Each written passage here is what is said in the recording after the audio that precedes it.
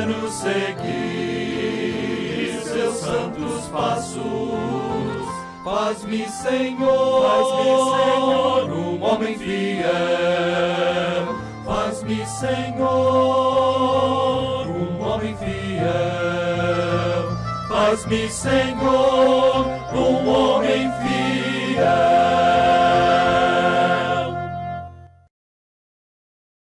Boa noite, irmãos. Boa noite. Convido os irmãos a abrirem suas Bíblias em Daniel, capítulo 1. Os textos já estão aí, Daniel 1 e Daniel 6. Amanhã nós vamos para Daniel 6, hoje à noite, para Daniel, capítulo 1. O tema também está aqui atrás de mim, o tema que me deram, Daniel, um exemplo a ser seguido. O problema que eu tive com esse tema é que o livro de Daniel não é sobre Daniel, é sobre Deus. O livro de Daniel retrata a soberania de Deus sobre todos os eventos mundiais. Ele estabelece reinos e reis e derruba reinos e reis. Ele diz com antecedência quais os reinos e reis que vão surgir e cair. E no final da história ele vence, porque no capítulo 2 nós encontramos a rocha cortada sem mãos da montanha que derruba todos os outros reinos, esmiuça-os e enche toda a terra. É o reino do nosso Senhor Jesus Cristo, que um dia virá. Daniel capítulo 1 não é sobre Daniel. Daniel capítulo 1, obrigado. Também é sobre Deus. Olha comigo só alguns versículos, já que você chegou no versículo 2, falando sobre Nabucodonosor. Diz que o Senhor, isso é o Senhor Deus, lhe entregou nas mãos a Jeoaquim, rei de Judá, e alguns dos utensílios da casa de Deus. Foi Deus que entregou Judá a Nabucodonosor. No versículo 9 diz que Daniel e seus amigos, Deus concedeu a ele misericórdia e compreensão da parte do chefe dos eunucos. Versículo 17, ora, a esses 4 jovens Deus deu conhecimento e a inteligência em toda a cultura e sabedoria, mas a Daniel deu inteligência de todas as visões e sonhos. Eles receberam um dote especial para poderem ser primeiros da classe, e a Daniel ainda deu a habilidade de interpretar sonhos. E uma coisa que não está declarado aqui, mas que a gente entende ao ler o capítulo, é que Deus entregou seu povo Judá à Babilônia. Nós lemos os motivos no final de segundo Crônicas, segundo Reis, falam dos motivos. Eles eram desobedientes a Deus, eles haviam rejeitado durante anos os profetas, e Deus falou: uma vez que você não obedeceu minha lei, eu vou dar descanso à terra por 70 anos. Isso veio da pena do profeta Jeremias, 70 anos para a terra receber o seu descanso. Mas ao enviar sua terra embora, ele colocou um espião no pé do ouvido do rei da Babilônia, que é Daniel. Ele colocou o seu homem como principal conselheiro dos reis da Babilônia. Não sei se você lembra a história de quando Davi fugiu do seu filho Absalom, e o seu conselheiro Usai, o arquita, queria acompanhar Davi, e Davi falou: não, você vai ser um peso para mim, mas tem um conselheiro que ficou, e ele é o melhor conselheiro, e ele ficou para aconselhar Absalão, e eu quero que você fique com ele. O nome desse outro conselheiro é Aitofel. E Deus usou, então Davi deixou seu espião, seu homem para trás. para confundir o conselho de Aitofel, que era o melhor conselheiro que tinha. E funcionou, né? Deus usou isso. Mas o próprio Deus usou essa técnica. Deixou Daniel para ser o conselheiro principal, não apenas do rei Nabucodonosor, mas de outros reis que iriam surgir. Então a história não é sobre Daniel, é sobre Deus. Reis e reinos surgem e desvanecem. Filosofias e movimentos filosóficos pegam fogo, fazem sua obra, normalmente obra destruidora, depois caem no esquecimento. Homens bons ou maus chegam ao poder, fazem o que vieram fazer e depois perdem o poder. Mas Deus nunca perde o controle. Deus está sempre levantando e abaixando, exaltando e humilhando. E Daniel, então, serve de exemplo para nós. Ele serve de exemplo de resposta para a seguinte pergunta: o que vamos fazer com esse Deus? Ele está em controle. Ele governa todos os movimentos políticos, todos os reis e reinos. Ninguém pode se opor à vontade, ao plano dele. O que vamos fazer com esse Deus? E Daniel nos dá o exemplo. Daniel serve de exemplo para nós porque ele resolveu ser um homem de Deus. Olha no versículo 8 do capítulo 1, porque todo o capítulo 1 gira em torno desse versículo. Diz assim, depois vamos analisar tudo, mas eu quero que você já capte a ideia principal desse capítulo. Resolveu Daniel firmemente não contaminar-se com as finas iguarias, a fina comida do rei, nem com o vinho que ele bebia. Literalmente a frase é: Daniel colocou em seu coração que não iria se contaminar com as coisas do rei. Mas isso era consequência de uma decisão que ele já havia tomado antes. Antes de colocar em seu coração que não iria se contaminar com a comida do rei, ele tinha colocado no seu coração. O texto não nos diz, mas ele tinha que ter feito isso. Ele colocou no seu coração que ele iria seguir e obedecer a Deus. Ele seria um homem de Deus. O resultado é, quando era para ele se contaminar com essa comida, com essa bebida, ele disse: não vou fazer isso. Por quê? Porque ele tinha antes tomado a decisão de que ele iria servir e obedecer a Deus, seja onde isso o levasse, seja o que acontecesse com a vida dele. Nós não podemos escolher nossas circunstâncias, mas nós podemos escolher nosso Deus. Nós não podemos escolher nossas circunstâncias, mas podemos colocar em nossos corações que vamos servir e amar ao Deus vivo e verdadeiro.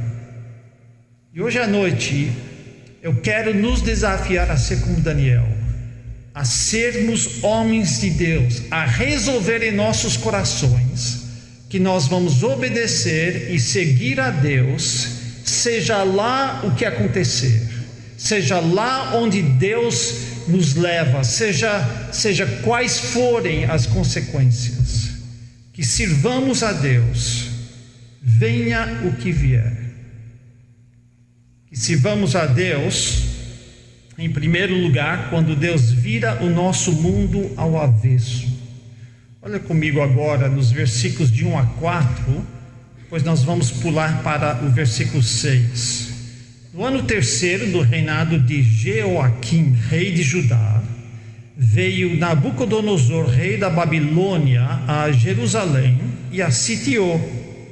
O Senhor lhe entregou nas mãos a Jeoaquim, rei de Judá, e alguns dos utensílios da casa de Deus. A estes levou-os para a terra de Sinar, que é Babilônia, para a casa do seu Deus, provavelmente o Deus Marduk, e os pôs na casa do tesouro do seu Deus. Disse o rei a Aspenaz, chefe dos eunucos, que trouxesse alguns dos filhos de Israel, tanto da linhagem real como dos nobres, jovens sem nenhum defeito, de boa aparência, instruídos em toda a sabedoria, doutos em ciência, versados no conhecimento, e que fossem competentes para assistirem no palácio do rei. Eles ensinassem a cultura e a língua dos caldeus. Versículo 6: entre eles se achavam dos filhos de Judá Daniel, Ananias, Misael e Azarias. Um pouquinho de história aqui. Jerusalém caiu a primeira vez para Nabucodonosor em 605 a.C. Nós normalmente lembramos, pelo menos eu lembro, 486 a.C., porque foi a terceira vez que Jerusalém caiu, mas nessa queda foi completamente destruída. Destruíram o templo, derrubaram os muros, levaram todo mundo embora, deixaram apenas os mais pobres, e a terra ficou absolutamente vazia. Bem, o pai de Nabucodonosor era um tal de Nabopolassar. Ele começou a surgir no poder e começaram a desmontar o reino da Assíria, que até então, Nínive, até então era o reino principal da região. E outro poder muito grande é o Egito. E Nabucodonosor conquistou o Egito na batalha, uma batalha muito famosa, Carquemis, e dominou, com essa vitória, dominou todo o Oriente Médio. Então ele ficou sendo dono de todas as nações que pagavam tributo antes para Egito, agora teriam que pagar tributo à Babilônia. E foi depois disso que ele foi para Jerusalém para acertar as coisas, e sitiou Jerusalém. Muitos comentaristas afirmam que parece que não houve uma guerra de verdade, mas uma rápida capitulação a Nabucodonosor. Porque antes Judá era vassalo do Egito. Lembra que quando Josias, que era o rei bom, ele foi lutar contra Faraó Neco, ele perdeu a batalha, eles viraram vassalos. E agora vem a Babilônia e conquista Egito, e agora eles têm que se tornar vassalos, pagando tributo à Babilônia. Foi justamente nesse momento, quando Nabucodonosor tinha acabado de sitiar Jerusalém e estava ainda acertando as coisas, que ele recebe notícias que seu pai, Nabopolassar, havia falecido. E você sabe que se demorasse muito, outra pessoa ia entrar no reino, no trono, né? Então o que ele fez? Ele manda o seu amigo aqui, esqueci o nome do cara, Aspenaz, manda Aspenaz levar as coisas de volta para a Babilônia, inclusive a aristocracia, os nobres, os jovens melhores do reino, levar eles de volta, seguindo a rota normal. Você tem que entender que talvez seja ao contrário para vocês, mas você tem o rio Eufrates e Tigres aqui, e Babilônia no meio disso, é o crescente fértil que vai assim. Aí você tem Israel aqui beira do mar Mediterrâneo. O que você tem aqui é puro deserto, a Arábia Saudita. Então, como que eles normalmente viajavam? Subiam até o norte para descer até Judá. Então ele mandou ele seguir a rota normal, porque tinha água nessa rota. E ele pegou uns camelos muito rápidos, uma tropa de elite, e atravessar o deserto reto, muito rápido, para chegar antes e não perder o trono. E então Daniel e seus 3 amigos foram levados para a Babilônia. E o que precisamos entender aqui é que Deus estava por trás disso tudo. O texto claramente diz que o Senhor entregou Jerusalém a Nabucodonosor. E ao entregar Jerusalém a Nabucodonosor, entregou os jovens, entregou os utensílios do templo. Quando coisas ruins acontecem, muitas vezes falamos que Deus permitiu. E às vezes Ele permite coisas ruins. Mas às vezes Ele é a causa de coisas ruins. Nós temos um exemplo em 1 Samuel 1, quando Ana está passando por grande sofrimento porque não consegue se engravidar. O texto deixa muito claro que ela não conseguia engravidar porque Deus a deixou estéril. O sofrimento dela era causado diretamente por Deus. A sua teologia tem espaço para um Deus que causa dor. Às vezes Ele causa. Ele causou dor em seu Filho, Jesus Cristo, que veio e sofreu a nossa dor, porque o Pai o mandou. E Ele morreu na cruz, não pelos pecados dele, mas pelos nossos pecados. E a morte dele nos dá vida, nos dá o perdão do nosso pecado. A ressurreição dele nos garante a eterna salvação. Mas pensa no fato que Deus causou dor em seu Filho. Como o pastor Emanuel disse, eu vim de São Paulo ontem. Uma colega missionária por nome de Diana Frei faleceu na segunda. Eu sabia domingo à noite que provavelmente ela iria falecer, então eu já fiz planos e segunda-feira cedo fui para lá e eu já tinha pousado, almoçado, estava indo rumo ao sul de São Paulo quando recebemos a notícia que ela havia partido. Eu conheço a família Frei desde os meus 5 anos de idade. Quando chegamos no Brasil, ficamos na casa deles. Nathan é mais novo do que eu. O filho, eles têm outro irmão, o Gary, é da minha idade e éramos assim. Nós trabalhamos juntos, nossos pais trabalharam juntos, tanto em São Paulo quanto em Uberlândia, Minas Gerais. E quando fiquei sabendo que a esposa do pastor Nathan estava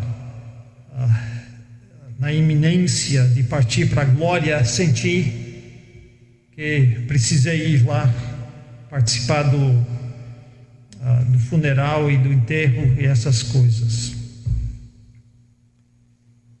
Eles são servos ativos de Deus, usados para começar várias igrejas, 4, 5, 6 igrejas em São Paulo.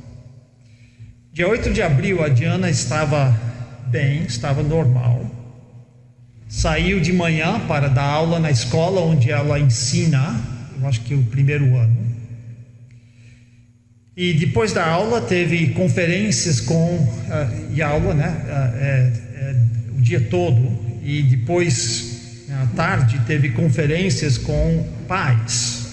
Depois dessas conferências, e nessas conferências ela parecia um pouco diferente, mas nada que você não diria assim, está tendo um dia mal, parece que não tá legal, nada mais do que isso. Mas na volta para casa, ela virou uma doida, uma louca atrás do volante. E a passageira dela pensou que iria morrer. Ela estava dirigindo absolutamente de forma terrível. E a passageira ficou: cuidado, vira aqui. E ela acabou se acidentando, acertou 2 carros estacionados. Ainda bem que foi só isso, porque a moça pensou que iria morrer, ficou perguntando para a Diana: você está bem? Você está bem? Não, estou bem. Por que você está preocupado? E aí deu o que fazer, né? Tinha que resolver os problemas dos carros batidos e trocar endereço e tal. E finalmente chegaram em casa e a Diana tratou o ocorrido como se fosse uma coisa leviana. Nós estamos falando de 8 de abril, como se não fosse de grande importância. Depois ela foi, deitou-se na cama e o marido foi perguntar o que está acontecendo, e fez uma pergunta, e ela deu uma resposta que não tinha nada a ver.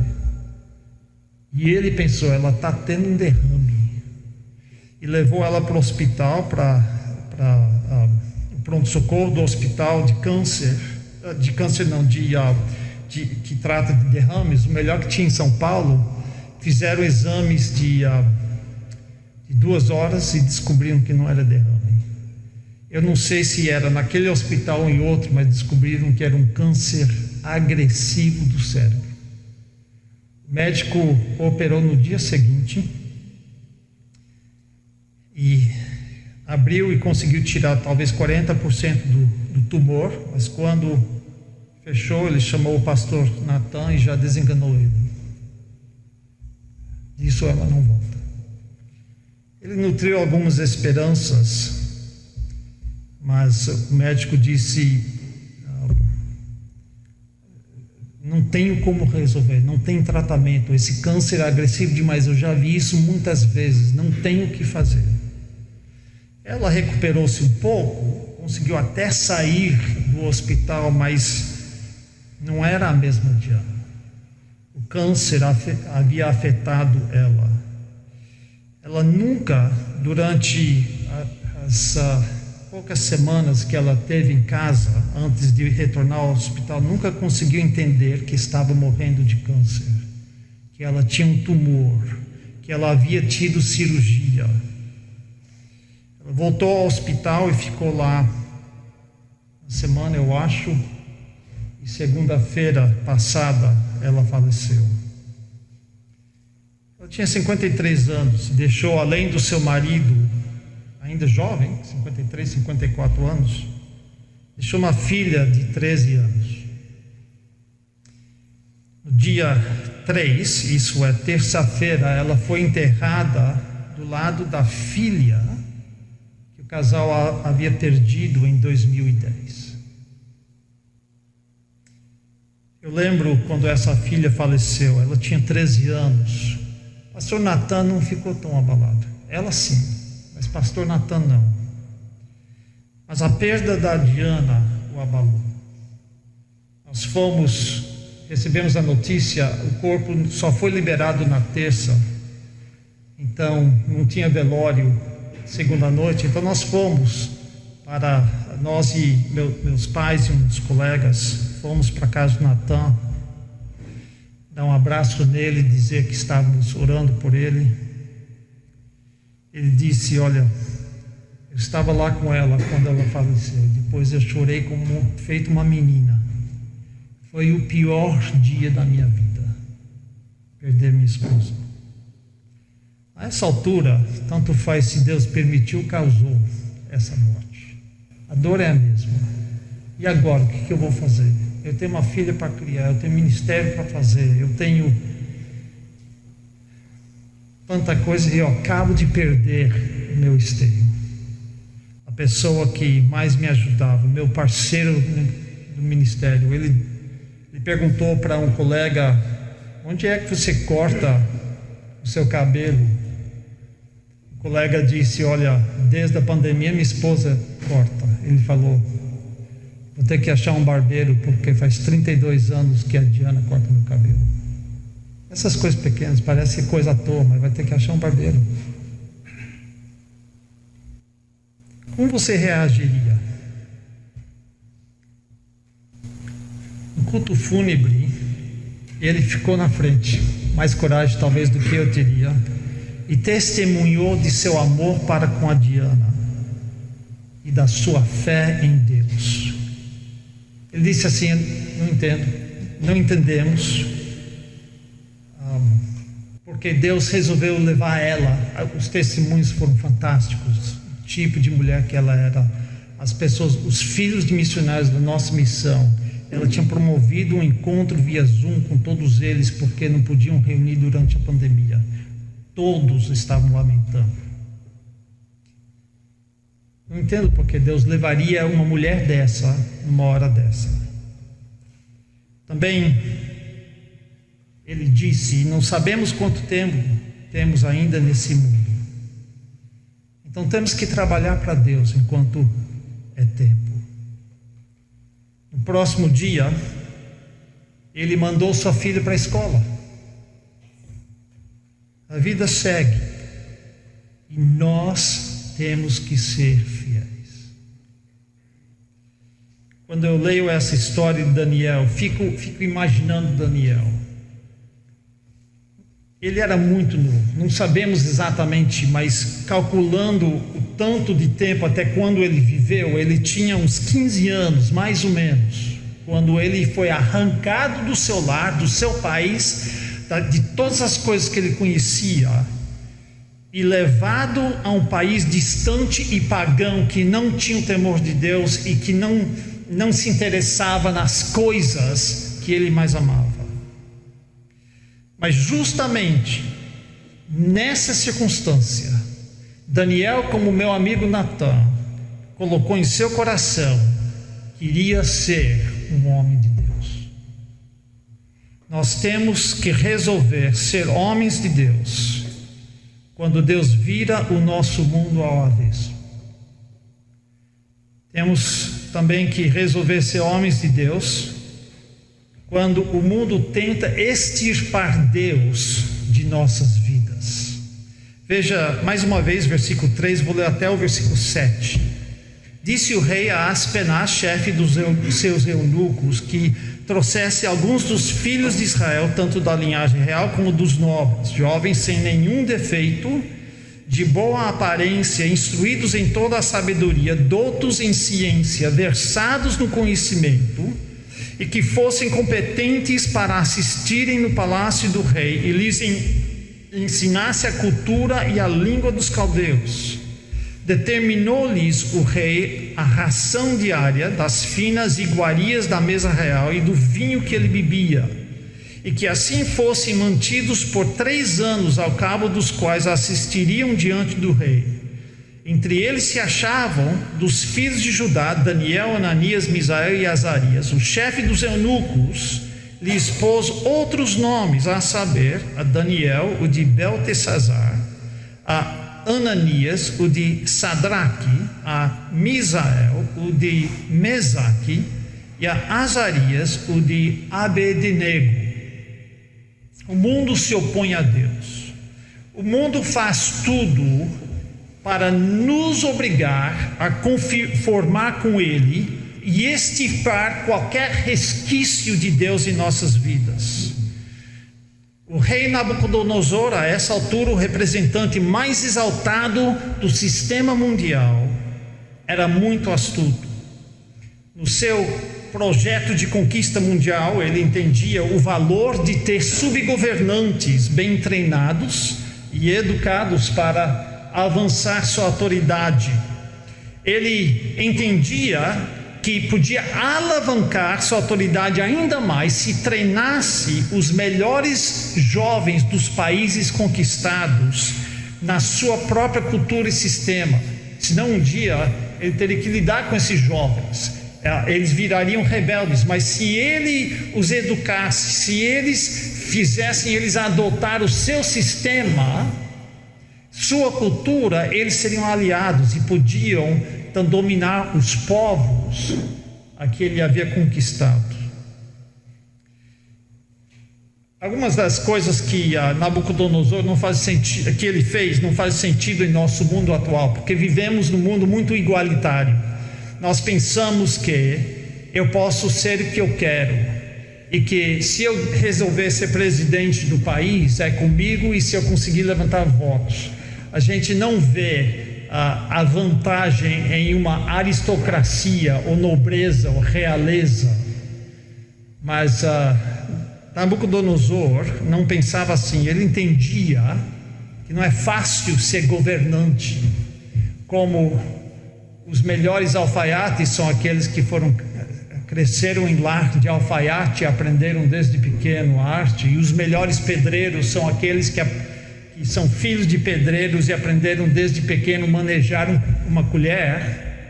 Ele entendia que os melhores governantes eram aqueles criados para serem governantes, treinados desde pequeno, dotados com recursos necessários para formar grandes governantes. E é por isso que ele mandou escolher os melhores jovens entre a aristocracia e realeza para o seu projeto. Mas era de suma importância, ao escolher esses jovens de vários países, extirpar qualquer vestígio de lealdade que esses jovens tinham para com seus pais, seu país e principalmente para com seu Deus. E é com isso em mente que ele desenvolveu um plano para fazer exatamente isso. E esse plano incluiu vários elementos. Um nós já falamos, ele escolhe jovens competentes no versículo 3. Eles não tinham defeito físico e eram bonitos. Eu não sei porque o mundo gosta de seguir pessoas bonitas. Eram letradas e formadas nas melhores escolas. Eles eram possessos de ampla cultura e conhecimento mundial. Eles não eram gente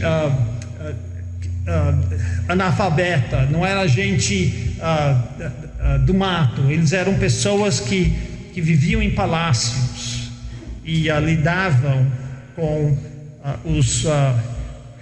as pessoas mais importantes do dia. O segundo passo foi instruir eles na língua e literatura babilônica, isso no versículo 4. A língua babilônica não era aramaico na época, mais tarde se tornou. Era um idioma muito complicado e era escrito em tábuas de argila e não usavam hieroglíficos, que era o que Egito usava, que era desenhos, nem usavam o alfabeto, usava o que se chama de cuneiforme. Eles pegavam um objeto fino e meio comprido e faziam marcas na argila para desenhar seus alfabetos. Depois levavam a tábua de argila ao forno. Era muito complicado, bem mais difícil. Hebraico é um dos idiomas mais fáceis de se aprender. A antiga Babilônia, idioma babilônica não era nada disso e a escrita era muito difícil. Hoje nós temos milhares dessas tábuas de argila que sobreviveram daquele período e antes. Na época, representavam o auge da civilização humana, acumulada durante mais do que 1000 anos. E ao estudar essa literatura, o versículo diz cultura, mas a ideia é os livros, eles assimilariam a cultura e a cosmovisão babilônica, começariam a pensar como se eles fossem nativos, entenderiam o idioma, saberiam ler, escrever e pensariam como os melhores escritores daquela cultura.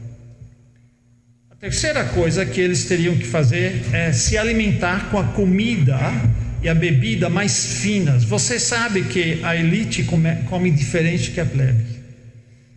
Você gosta do seu arroz e feijão, mas se você vai para a alta sociedade, eles raramente comem arroz e feijão, se comem só em casa, mas eles estão sempre na sociedade, e na sociedade você come outras coisas. E eu lembro que tinha banquetes que eu tive que ir, vou contar uma história mais tarde, mas você tem o prato, aí você tem um monte de talheres do lado esquerdo, do lado direito, até aqui em cima, e qual que você usa para o quê, né? Primeiro vem a salada, depois vem a sopa, depois vem sei lá o quê, você tem que saber que talher usar, senão você passa vergonha. Você tem que se habituar a comer comida diferente. Então o rei falou: eles vão comer a minha comida, a comida que vem da minha mesa. Além de ser a melhor, além deles terem que ser diplomatas e saber como comer esse tipo de coisa e beber essas coisas que a gente bebe, eu quero que eles se alimentem bem, e a minha comida é a melhor comida do império. Então eles vão comer a minha comida. Outra coisa que, lendo nas entrelinhas, eu tenho certeza que existiu, a competição entre os jovens. Nós temos aqui jovens do mundo inteiro, de 14 a 18 anos, e eles estão estudando curso de 3 anos, e ao formar, os melhores alunos vão receber as melhores posições. Tem outro caminho melhor para um jovem que quer avançar no reino babilônico do que fazer tudo que o rei exige, sem reclamar, sem pedir exceção, sem resistir, e ainda trabalhar mais duro que os demais? Então, come essa comida, sim senhor. Estuda essa literatura, sim senhor. Vou estudar mais do que os outros, vou aprender a ser mais erudito que os demais, vou ser o melhor diplomata aqui. E a quinta coisa que ele fez é trocar os nomes deles. Eles tinham nomes hebreus. Agora, existe algum debate quanto ao significado, especialmente dos nomes babilônicos. Mas eu quero dar uma dica para você, quando você vê nomes no Antigo Testamento especialmente. Você vê nomes como Joel, Daniel, Ezequiel, eles terminam em El. Esse El é Deus. A palavra El, que é a versão singular de Elohim. Então, quando você tem Joel, Daniel, Ezequiel, você tem alguém que tem alguma coisa sobre Deus no nome, né? Deus é justo, Deus é forte, Deus sei lá o que, mas tem Deus no nome. E quando você vê um nome que termina em Ias é a versão aportuguesada, porque no hebraico termina em Yah. Por exemplo, Ezequias, Ananias. Esse Ias é o nome Yahvé. Yah é a abreviação de Yahvé, que é o nome do Deus de Israel. Então, nós temos aqui Daniel, Ananias, Ias, Misael e Azarias. Todos eles tinham nomes hebraicos que prestigiavam o Deus de Israel. E eles todos receberam nomes que prestigiavam deuses babilônicos, com o intuito de apagar sua lealdade, sua identidade hebraica e sua lealdade ao seu Deus. Daniel significa Deus é meu juiz. E agora estou citando que o Dr. John Wickham escreveu a debates. Então eu estou citando uma versão. O nome dele foi mudado para Beltesazar. Senhora Belete, que é uma deusa babilônica, proteja o rei. Então é isso que Beltesazar significa. Ananias, que significa a graça de Yahvé, virou Sadraque, que significa tenho medo de Deus, tenho temor de Deus. Misael significa quem é como Deus, foi mudado para Mesaque, que significa, coitado dele, significa não sou nada, sou ninguém. Azarias, que significa Yahvé auxilia, virou Abednego, que significa reluzente, referindo ao deus Nebo, um deus babilônico. Veja então que o plano estava todo armado para transformar esses jovens cabeças de pudim em exímios governantes pagãos. Eles eram cabeças de pudim, eles não tinham maturidade, não tinham nem 18 anos. Porém, Nabucodonosor não contou com a resolução de Daniel e seus 3 amigos. Eles estavam resolutos: venha o que vier, faça o mundo o seu pior, que seriam homens de Deus. E o rei mudou seus nomes, mas não conseguiu mudar seus corações. E no resto do livro, a não ser que estão sendo chamados por algum babilônico, eles mantêm seus nomes originais. Daniel é sempre chamado de Daniel, a não ser que um dos reis está chamando ele de Beltesazar. E a mesma coisa com os 3. Eu não sei porque a gente lembra de Daniel e a gente pensa em Sadraque, Mesaque e Abednego, mas é uma tragédia, porque eles não são chamados de Sadraque, Mesaque e Abednego, eles são chamados de Ananias, Misael e Azarias, é o nome deles, e eles preservaram esse nome, porque preservaram o culto a Deus. Um homem de Deus, ele resolve ser homem de Deus, mesmo quando o mundo tenta extirpar Deus de sua vida. Também ele resolve ser homem de Deus quando Satanás ergue obstáculos em seu caminho. Olha comigo agora versículos 8 a 16. Resolveu Daniel firmemente não contaminar-se com as finas iguarias do rei, nem com o vinho que ele bebia. Então pediu ao chefe dos eunucos que lhe permitisse não contaminar-se. Ora, Deus concedeu a Daniel misericórdia e compreensão da parte do chefe dos eunucos.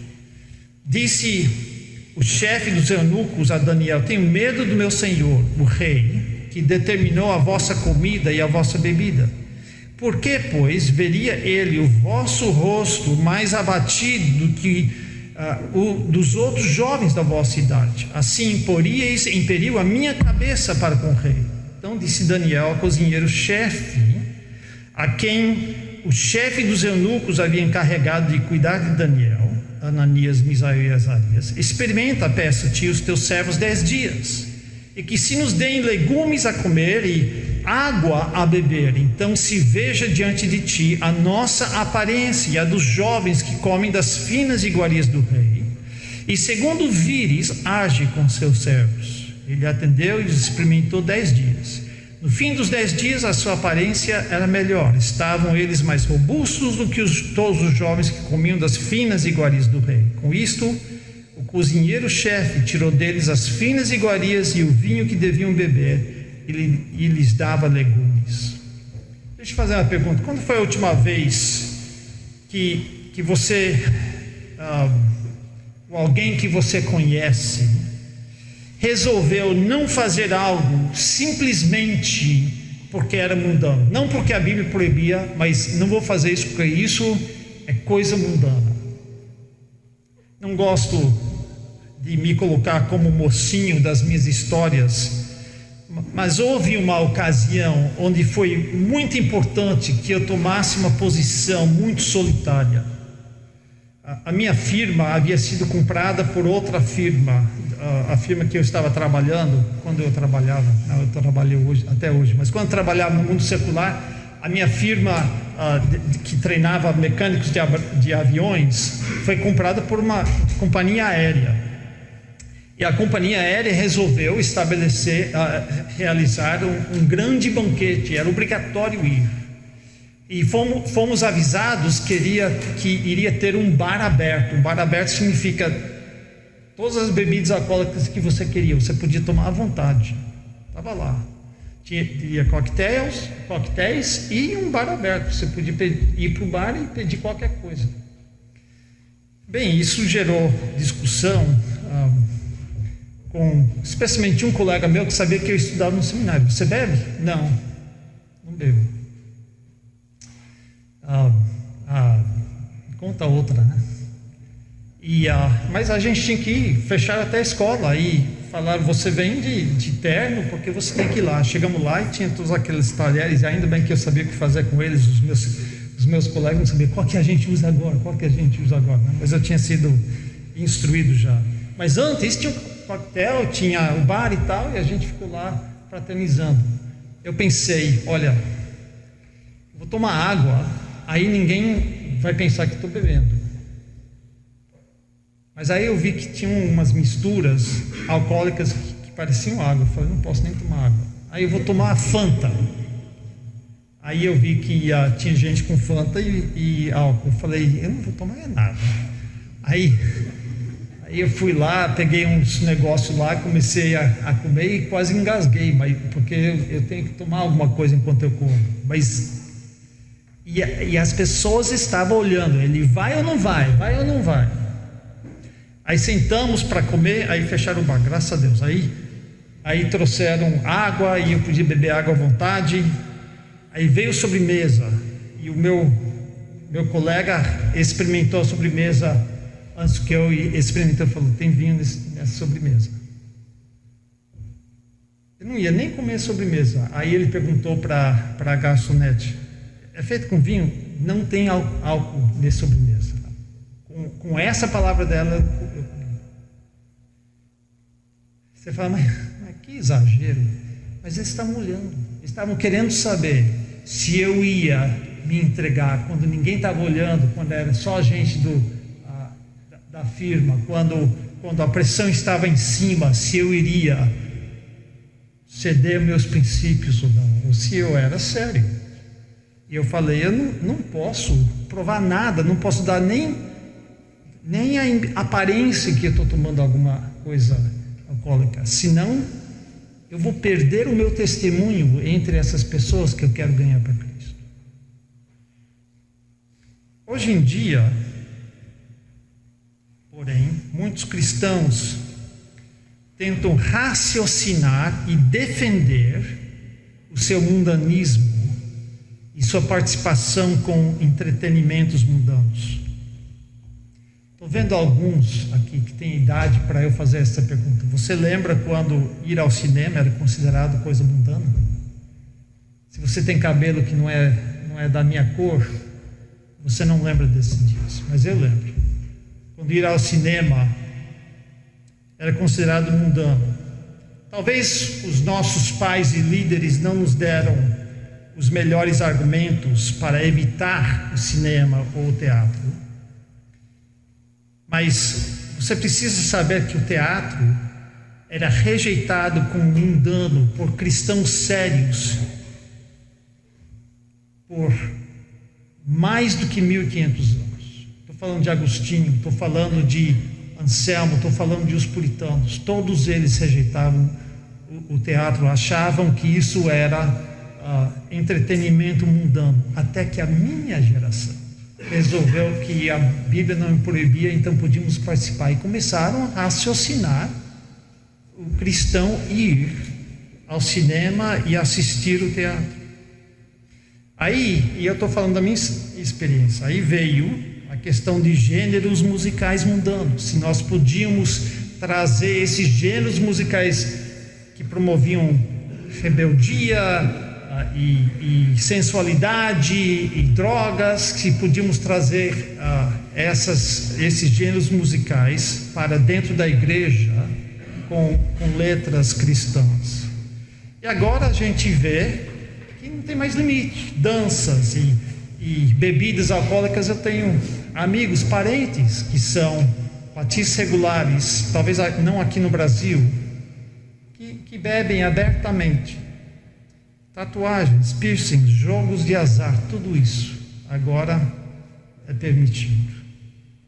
Será que há qualquer atividade antigamente tida por mundana que o nosso mundo evangélico não consegue justificar hoje? E aqui a gente vê que seria fácil Daniel e seus amigos justificarem comer comida do rei e beber a bebida dele. Havia leis alimentícias que fariam com que um bom judeu teria problemas com a comida do rei. Há certas carnes que ele não podia comer carne de porco ou de cavalo. A carne mal preparada que ainda tinha o sangue que ele não podia comer. Mas não havia leis contra a bebida. Então, por que Daniel viu a bebida do rei como algo que o iria contaminar? Talvez, o texto não nos diz, mas isso me encabulou por muito tempo. Mas talvez porque tanto a comida quanto a bebida eram primeiramente oferecidas a ídolos babilônicos. E as justificações saltam da página, não é? Os deuses pagãos não existem, que mal faz?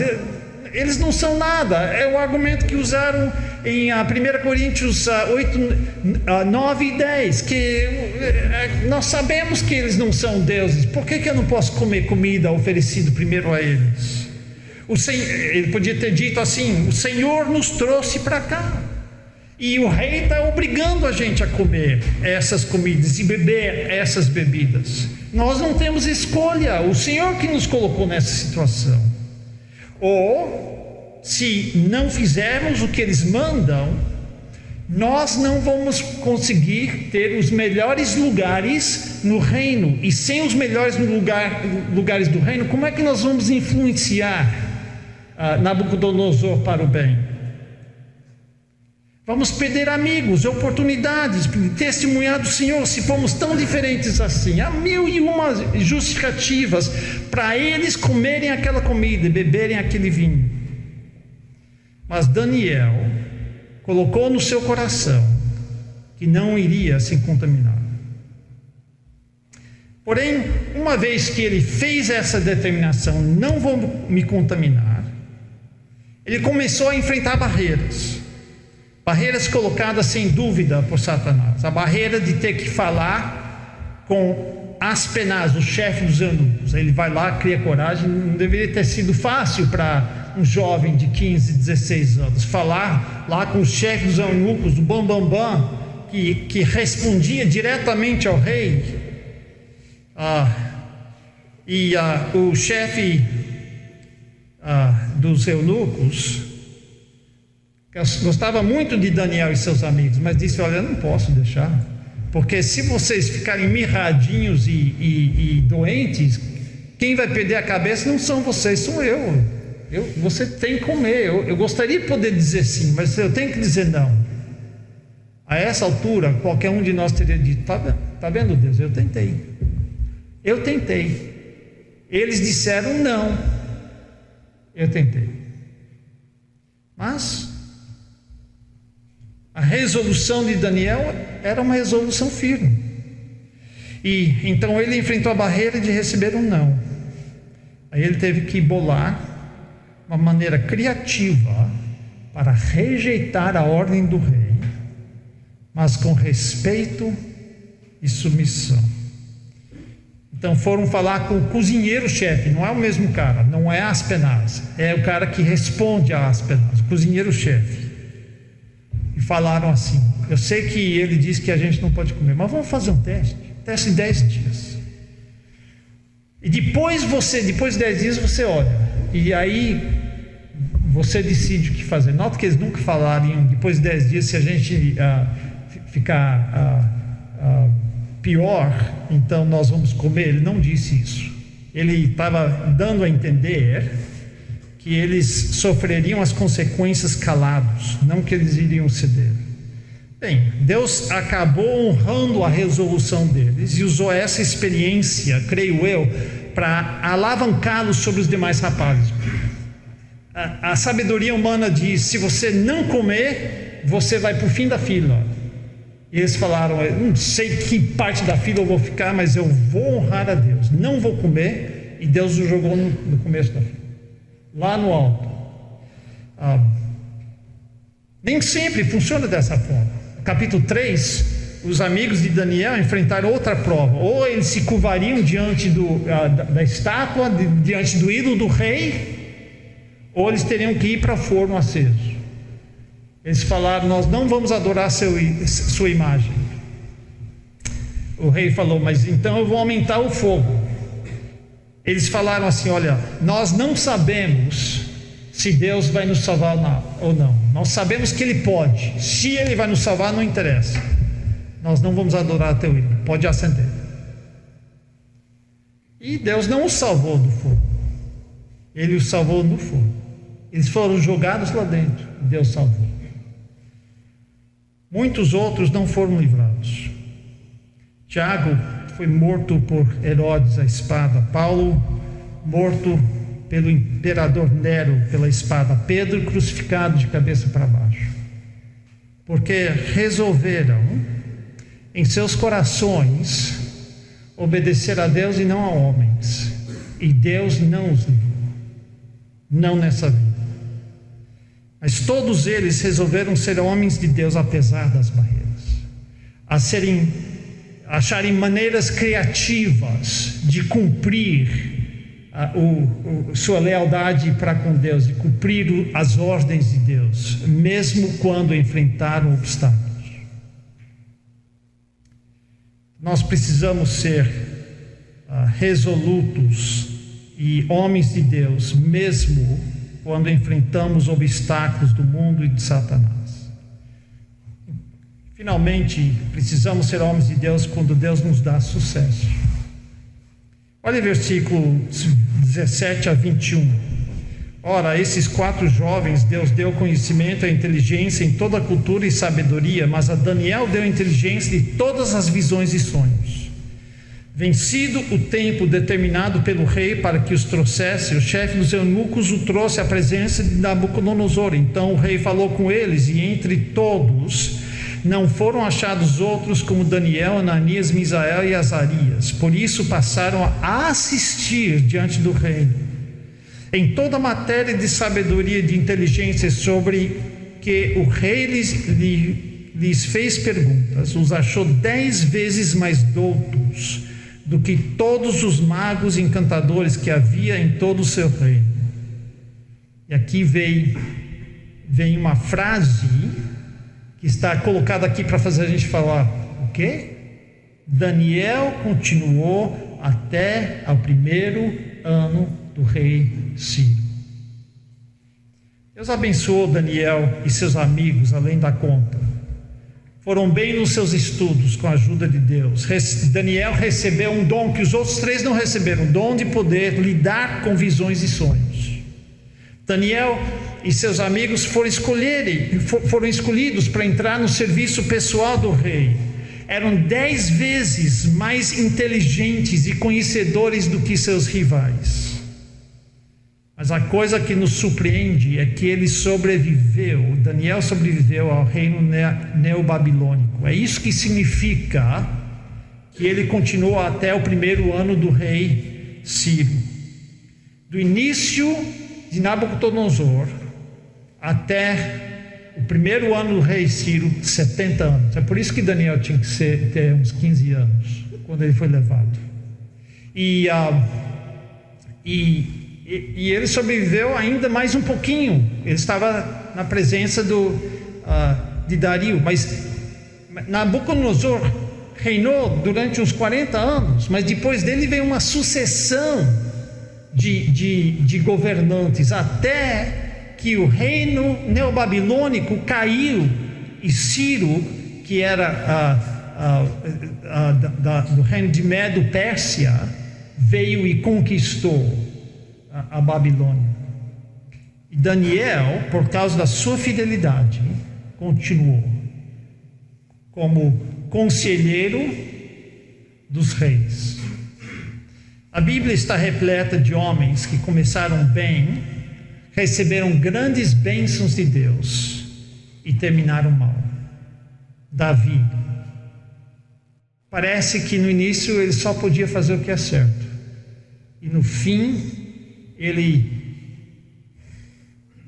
ficou satisfeito com o que ele tinha feito, ficou em casa em vez de ir para a guerra, e cobiçou a mulher do próximo, e o resto foi uma tragédia. Salomão, pior ainda, pois veio Asa, que cedo no seu reino clamou a Deus, e Deus o livrou de um grande exército. Mas no final do seu reino, quando o rei da Síria, quando outro rei veio ameaçá-lo, ele fez uma aliança com o rei pagão, em vez de confiar em Deus. E ele sofreu uma doença nos pés por causa disso. Ezequias começou tão bem, confiando em Deus para o livrar de Senaqueribe, o rei dos assírios. Mas depois ele ficou doente e reclamou, e Deus o deu recuperação, e ele fez uma aliança com a Babilônia. E Deus diz: já que você fez essa aliança com eles, eu vou levar vocês para lá um dia. E ele ficou até alegre que não é durante a época dele. Josias, o melhor rei, melhor do que Davi, mas que sem consultar Deus foi enfrentar o faraó Neco e morreu na batalha. Começaram bem, ficaram orgulhosos, confortáveis, arrogantes, independentes de Deus, esqueceram suas raízes, ficaram tentados pelas tentações que rejeitaram quando eram mais novos, e todos fracassaram no fim, salvos muitos, quase todos, mas terminaram mal. Mas a resolução de Daniel de ser um homem de Deus não foi alterada pelo poder, pelo sucesso, pela política, pelo rei ou até pelo regime, se fosse babilônico ou medo-persa. E você vai imitar Daniel? Vai ser um homem de Deus? Vai resolver ser um homem de Deus para depois resolver o que você vai fazer com essa base? Se estiver determinado a ser um homem de Deus, saiba que não é fácil. Você sofrerá dores e perdas, você sentirá a pressão do mundo, você terá que tomar decisões solitárias e impopulares. Você vai enfrentar obstáculos, motivos para você entregar as pontas e fazer o que o mundo quer. Talvez Deus vai até te abençoar e exaltar você entre os seus pares, fazer de você um grande pastor, conferencista ou o presidente da associação, ou se não for pastor, o melhor lá da sua empresa, um grande empresário, alguma coisa assim. Isso é uma tentação também. A vantagem ao tomar essa resolução é que nós sabemos quem vence. As coisas desse mundo são passageiras, mas as coisas que fazemos para Deus são eternas. No final das contas, todos os reinos, todas as culturas, todas as coisas mundanas serão esmiuçadas, e o reino do nosso Senhor Jesus Cristo será para todo sempre. Amém. Obrigado. Deus te abençoe. Obrigado, pastor Mark. Nós vamos cantar, irmãos, aquele hino, Homens Fiéis. Quero convidar o irmão Marcelo, o irmão Natan, para me ajudar.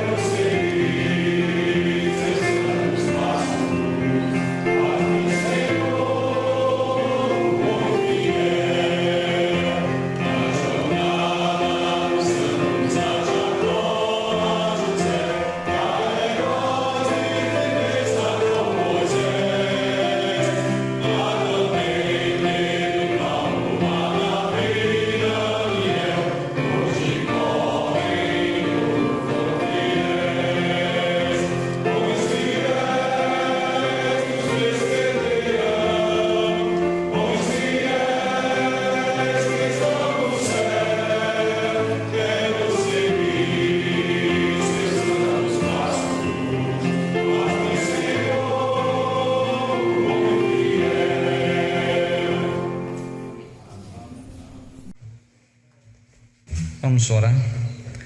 Amado Deus, precioso Pai, agradecemos ao Senhor Deus pelo privilégio que temos de sermos teus servos e te adorar. Agradecemos por termos a tua preciosa palavra conosco, teu Espírito Santo. Louvamos ao Senhor Deus pela palavra que foi ministrada hoje. Nos ajuda, Senhor Deus, nos ajuda a colocar em nosso coração, e diante desse Deus tão grande e poderoso, que reina para sempre, que todos os reinos um dia vão cair, mas o teu permanecerá. O que nós iremos fazer com o Senhor?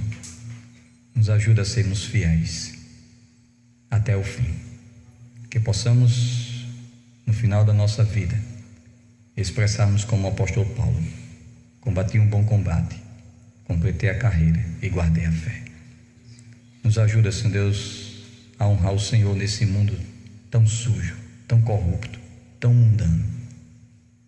Nos faz andar como Jesus andou, que as pessoas possam olhar para nós e ver Jesus Cristo. Nos ajuda a cada dia e continua, Senhor Deus, falando aos nossos corações durante esse congresso. Em nome de Jesus, amém.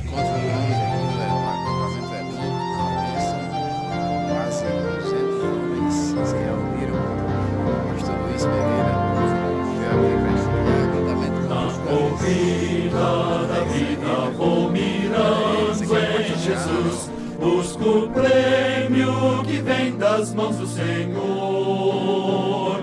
Lá dos céus me contemplam homens santos, fiéis, vidas dadas em glória do Salvador, homens fiéis nos precederão, homens fiéis que estão no céu. Quero seguir seus santos passos. Faz-me, Senhor, um homem fiel.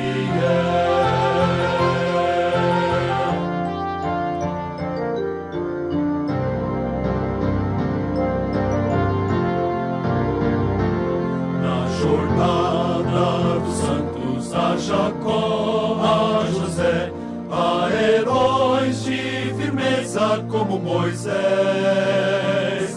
há também Pedro e Paulo, há Davi, Daniel, hoje correm em ouro, foram fiéis, homens fiéis nos precederão, homens fiéis que estão no céu, quero seguir seus santos passos. Faz-me, Senhor, um homem fiel. Faz-me, Senhor, um homem fiel. Faz-me, Senhor, um homem